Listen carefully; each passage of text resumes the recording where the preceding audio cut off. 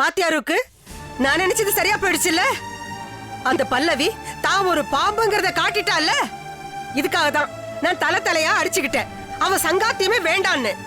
எங்க என் பேச்ச யாரு கேட்டாங்க, யாரு மதிச்சாங்க? அனு அவளை யாருன்னு தெரியாம அவளை தலைமையில தூக்கி வச்சு கொண்டாடினா சரி, அது பரவாயில்ல. ஆனா நீ என்ன செஞ்ச? அவளை பத்தி எல்லா உண்மையும் தெரியும்ல, நீம்ல அவளுக்காக உருகின. இப்ப என்னாச்சு? அவளுக்கு உண்மை தெரிஞ்சதும் அனுவ தன் ஃப்ரெண்டு நான் நினைச்சா இல்லையே, விரோதியால நினைக்க ஆரம்பிச்சுட்டா. அனுவோட அடிமடியிலேயே கைய வச்சுட்டாளே. பாவி பாவி. ஏருக்கு இப்ப எல்லாருமா சேர்ந்து என்ன பண்ண போறீங்க? நான் என்ன கேக்குறேன்னு உனக்கு புரியலையா? அந்த கேடு கட்டவ கேட்ட மாதிரி அனு விட்டு அவளுக்கு எழுதி வைக்க போறீங்களா? இல்ல முடியாது உன்னாலானத பாத்துக்கன்னு சொல்ல போறீங்களா? என்ன பண்றதுனே புரியல அத்த.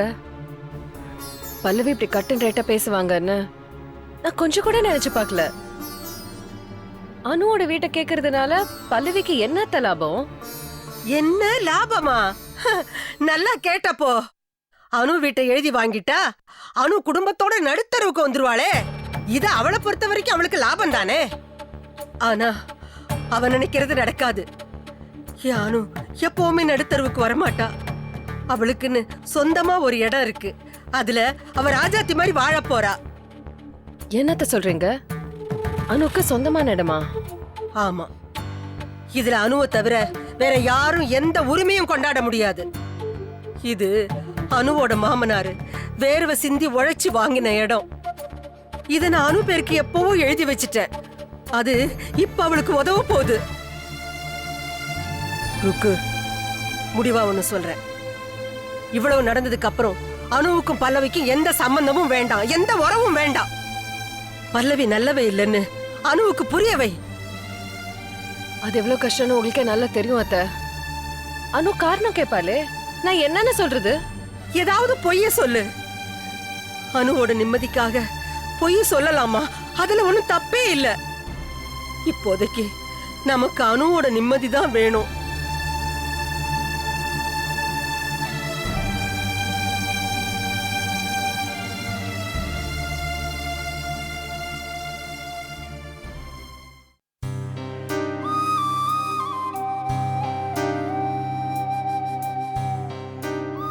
என்னடி மூழ்கிட்டு நிக்கிற? டைம் ஆயிடுச்சுல. டேபிள்ல எல்லாத்தையும் எடுத்து வச்சுட்டு எல்லாரையும் சாப்பிட கூப்பிடு போ. எனக்கு பசி இல்ல. ஏன் காலேஜ் கேண்டீன்லயே நல்லா சாப்பிட்டு வந்துட்டியோ? சரி, உனக்கு வேண்டான்னா என்ன, கார்த்தி அம்மாவும் போய் கூப்பிடு. அவங்களுக்கும் வேண்டாமா? இன்னைக்கு என்னாச்சு உங்க எல்லாருக்கும்? எங்க அவங்க?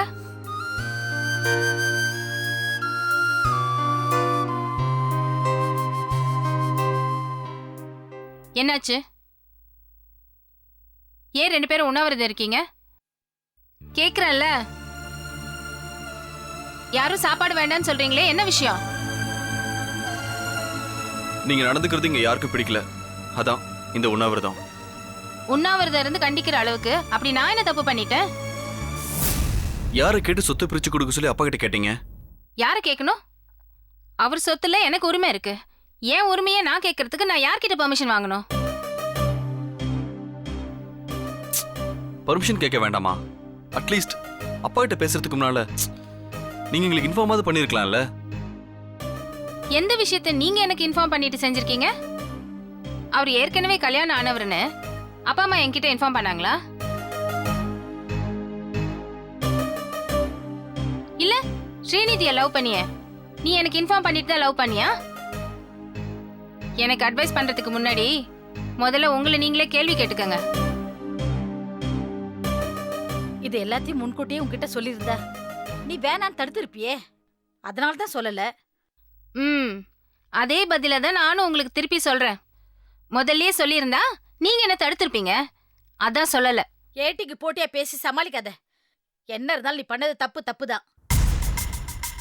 அம்மா, நீ செஞ்சது நியாயம் மனப்பூர்வமா நம்புறியா? நம்புனதாலதான் சொத்தை பிரிக்க சொல்லி நான் கேட்டுட்டு இருக்கேன். என்ன மாதிரி என் பசங்களும் ஏமாளியா நிக்க கூடாதுங்கிற நல்ல எண்ணத்துலதான் சொத்தை பிரிக்க சொல்றேன். இது எனக்காக இல்ல, உங்களுக்காக தான். அத முதல்ல புரிஞ்சுக்கங்க. அப்பாவோட சொத்துல பங்கு வேணும்னு நாங்களும் அவனை கேட்டோம். நீங்களாவே ஒரு விஷயத்தை பண்ணிட்டு பழி எங்க தலையில போடுறீங்க? ஓஹோ, இவங்களோட சேர்ந்துக்கிட்டு நீயும் நல்லா பேச கத்துக்கிட்டியா? ஒண்ணு மட்டும் நல்லா புரியுது, நீங்க எல்லாம் உங்க அப்பா பக்கம், நான் மட்டும் உண்மையை தெரிஞ்சுக்கிட்டதுனால எதிர்பக்கமா இருக்கேன். வேஷம் களைஞ்ச உங்க அப்பாவை பார்த்தேன்னா கெட்டவளாயிட்டேன். ஆனா அனு நல்லவங்க. உண்மை தெரிஞ்சா அனுவும் என்ன போலதான் பேசுவாங்க, நடந்துக்குவாங்க, செய்கையிலையும் காட்டுவாங்க. அந்த நாள் சீக்கிரமா வரதான் போகுது. இப்ப சாப்பிட வர போறீங்களா இல்லையா? சரி, அவரை நான் சரியா புரிஞ்சுக்கலன்னு நீங்க பட்னி கிடக்குறீங்க. அதே மாதிரி என்ன நீங்க சரியா புரிஞ்சுக்கலன்னு நானும் பட்னி கிடந்துட்டு போறேன். தள்ளு.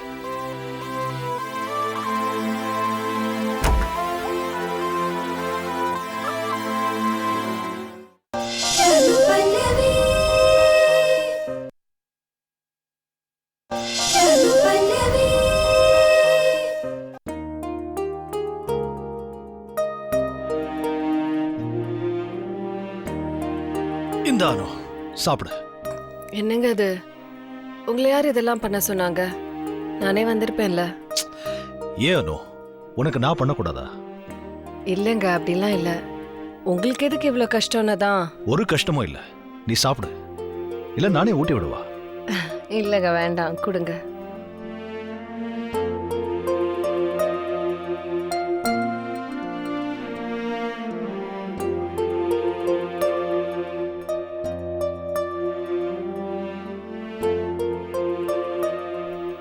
எங்க சொல்லு அனு. என்னால உங்க வேலையெல்லாம் ரொம்ப கெட்டு போச்சுல? அப்படிலாம் ஒண்ணும் இல்ல அனு. என்ன அனு? எனக்கு தெரியுங்க. வாரத்துல 3 நாள் ஆஃபீஸ்லயே தங்கி எல்லா ஒர்க்கையும் பார்ப்பேங்க.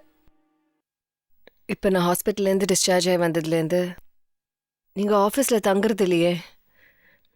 நைட்டு 8 மணிக்கு முன்னாடி வீட்டுக்கு வந்துடுறீங்க. இதனாலலாம் உங்கள் ஒர்க் பாதிக்கப்படாதா?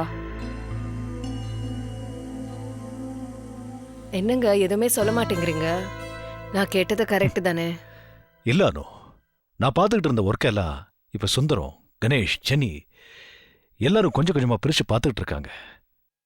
அதனால ஒர்க்ல எந்த பாதிப்பும் இல்ல. இருந்தாலும் என்னால எல்லாருக்கும் கஷ்டம் தானே. என்னம்மா நீ இன்னும் ஒரு தோசையை கூட முழுசா சாப்பிட்டு முடிக்கல, அதுக்குள்ள தொண்ணு பேசிக்கிட்டே இருக்க. அப்பா டெய்லி இவ்ளோ சீக்கிரம் வராருன்னு நினைச்சு சந்தோஷப்படாம தேவையில்லாம இப்படி பண்ணிக்கிட்ட. சாப்பிடு முதல்ல.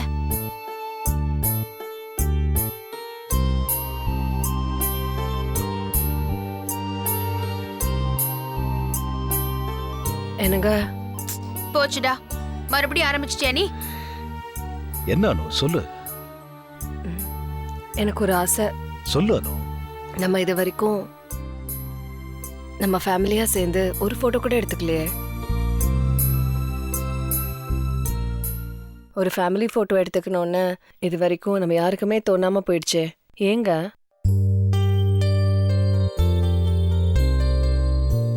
நம்ம ஃபேமிலி போட்டோ ஒன்று எடுத்து அழகா நம்ம ஹால்ல மாட்டி வைக்கணுங்க. என் ஆசையை நிறைவேற்றி வைப்பீங்களா ப்ளீஸ்? என்னங்க? சரி அனு. நிவேதா, மஞ்சு, சந்தோஷ் எல்லாரையும் காலையில வீட்டில் இருக்க சொல்லு. எங்க ஸ்டில் போட்டோகிராஃபரை காலையிலே வர சொல்லிடுவேங்கல்ல? சொல்லிடுறேன். போட்டோல நம்ம எல்லாரும் இருக்கணுங்க. சந்தோஷமா சிரிச்சுக்கிட்டு நிக்கணும். அந்த சிரிப்பு நம்ம வீட்டு ஹால்ல எப்பவுமே பளிச்சுன்னு தெரிஞ்சுக்கிட்டே இருக்கணும். சரி அனு, நீ சாப்பிடு. நிவேதா, அத்தைக்கும் ஃபோன் பண்ணி சொல்லிடு. வாழ்க்கை முழுக்க நம்மளை விட்டு தூரமா இருக்கிறவங்க போட்டோலையாவது நம்ம கூடவே இருக்கட்டும்.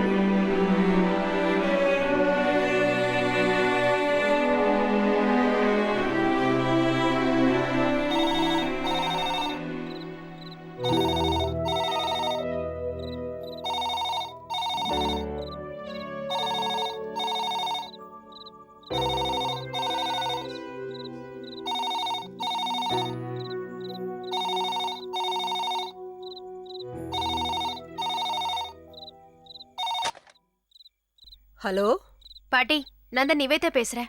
என்ன நிவேதா, அனுவுக்கு ஏதாவது? அதெல்லாம் ஒண்ணும் இல்ல பாட்டி, அம்மா நல்லதா இருக்காங்க. வேற என்ன விஷயம் நிவேதா? நாளைக்கு காலையில நீங்க வீட்டுக்கு வரணும் பாட்டி. எதுக்கு? எல்லாத்தையும் போன்லயே சொல்லிட்டு இருக்க முடியாது, நீங்க நேர்ல வாங்க பாட்டி. அது வரைக்கும் சஸ்பென்ஸ். ஐயோ, ஏண்டி எனக்கு ஏற்கனவே இருக்கிற பிரச்சனை எல்லாம் போறாதா? இந்த சஸ்பென்ஸ் வேற எல்லாம் எனக்கு தேவையா? வயசான காலத்துல என் உடம்பு தாங்காதுடி. என்னன்னு சொல்லு. ஐயோ பாட்டி, எனக்கே இன்னும் என்ன விஷயம்னு தெரியாது. அம்மா தான் உங்களுக்கு ஃபோன் பண்ணி காலையில வர சொல்லுன்னு சொன்னாங்க. நான் சொல்லிட்டேன்பா, அவ்வளவுதான். இனி எதுவா இருந்தாலும் காலையில வந்து அம்மா கிட்ட பேசிக்கோங்க. என்ன பாட்டி? சரி வரேன். ஓகே பாட்டி, குட் நைட். வைக்கிறேன்.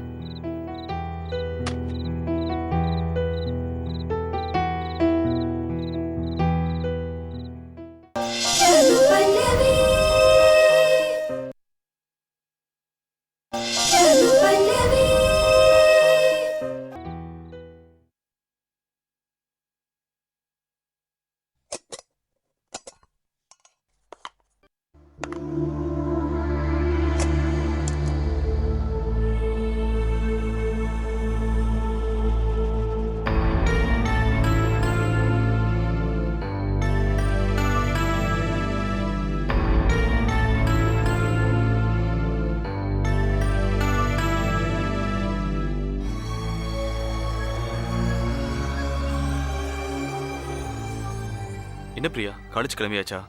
ஆமாண்ணா, உனக்காக தான் வெயிட் பண்ணிட்டு இருக்கேன். ஏன்? என்ன கொஞ்சம் பஸ் ஸ்டாப்ல டிராப் பண்ணிடு. பஸ்ல போற? ஆமாண்ணா. நான் வேணா காலேஜ்லயே டிராப் பண்றவா? வேண்டாண்ணா, மஞ்சு பஸ் ஸ்டாப்ல வெயிட் பண்ணிட்டு இருப்பா. அவ கூடயே நான் பைக்ல போய்க்கிறேன். மஞ்சுவா, நீ அவ கூட போக வேண்டாம். ஏம்மா, டெய்லி அவ கூட தானே போறேன். அவ கூட இருக்கும்போது தைரியமா இருக்குமா. ஓஹோ, என்னைய எதிர்த்து பேசுற அளவுக்கு அவ தான் கத்து கொடுக்கறாளா?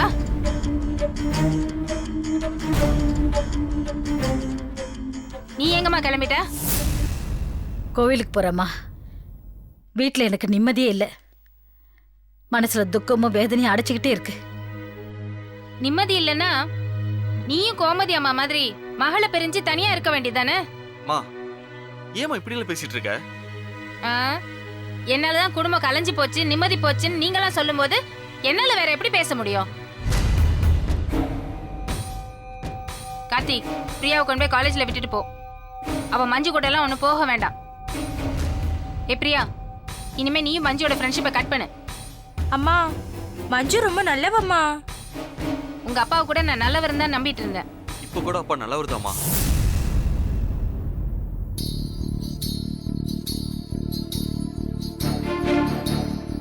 பிரியா, நீ வெளுத்ததெல்லாம் பாலுன்னு நம்புறவ. உன் கண்ணுக்கு மஞ்சு நல்லவளா தான் தெரியவா? வேண்டாம் பிரியா, அவ சம்பந்தமோ இல்ல அவங்க குடும்பத்தோட சம்பந்தமோ நமக்கு வேண்டாம். உனக்கு பித்த தலைக்கேறி போயிடுச்சு, அதனால தான் நீ இப்படி எல்லாம் பேசிட்டு இருக்க. ஆமாமா, நான் பித்து பிடிச்சுதான் பேசிட்டு இருக்கேன். இது பார் பிரியா, நீ ஒரு வெகுளி பொண்ணு. உனக்கு இந்த உலகத்தை பத்தியோ உன்னை சுத்தி இருக்கிறவங்கள பத்தியோ எதுவும் தெரியாது. நான் சொல்றது கேளு. மஞ்சுவோட ஃப்ரெண்ட்ஷிப் உனக்கு வேண்டாம். அம்மா, நான் மறுபடியும் சொல்றேம்மா, மஞ்சு ரொம்ப நல்லவம்மா. போச்சு, நான் பயந்தது நடந்து போச்சு. கோமதி அம்மா என் பையனை என்கிட்ட இருந்து பிரிச்ச மாதிரி இப்ப மஞ்சு என் பொண்ணை என்கிட்ட இருந்து பிரிக்க போறா. நான் யாருமே இல்லாம தனி மரம் ஆயிட்டேன். தனி மரம் ஆயிட்டேன்.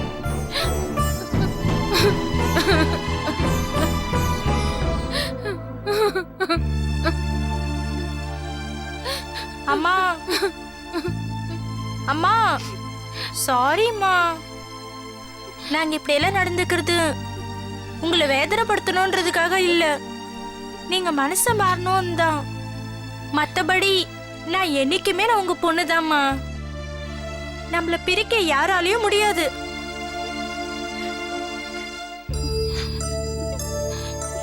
இந்த ஒரு வார்த்தை எனக்கு போறோம் பிரியா.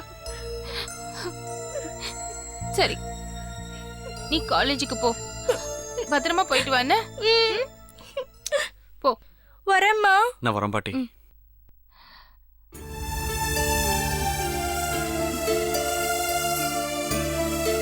நீ ஏமா நிக்கிற?